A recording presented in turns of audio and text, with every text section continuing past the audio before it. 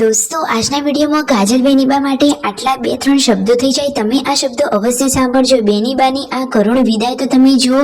માતા પિતાની એ તો લાડકી દીકરીબા છે અને ભાઈઓની એ તો પ્યારી બહેના છે.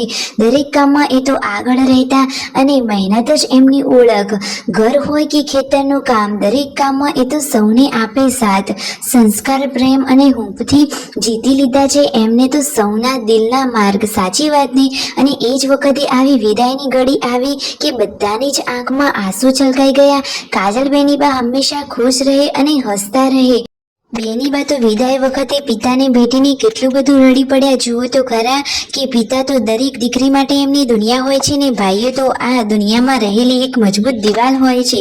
દીકરી ઘર છોડીને જાય છે ત્યારે તે પોતાના ઘરે પોતાનો પ્રેમ, સંસ્કાર અને તેમની લાગણીભરી યાદો છોડીને જાય છે. કાજલ બેનીબાની આ વસમી વિદાય વખતે બધાની આંખો નમ થઈ ગઈ હતી. એ તો માતા પિતાની લાડકી દીકરી છે ને ભાઈઓની આંખનો તો તારો છે. ઘરના દરેક ખૂણે કાજલ બેનીબાની યાદો સમાયેલી છે.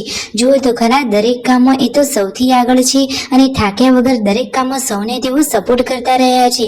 તેમની આ ઘરમાં ઘણી યાદો છે તો બધા જ લોકોને એમની ઘણી બધી યાદ આવશે, પરંતુ ફાઇનલી બધા એમને મૂકીને આવી રહ્યા છે. બેનીબાના ચહેરા ઉપર બધા લોકોને સ્મિત ગમે છે, પરંતુ આ એવો કરુણ સમય છે કે તેમની આંખોમાં આંસુ છે. બેનીબા ખુદ પણ રડી ગયા અને બધાને પણ રડાવી ગયા.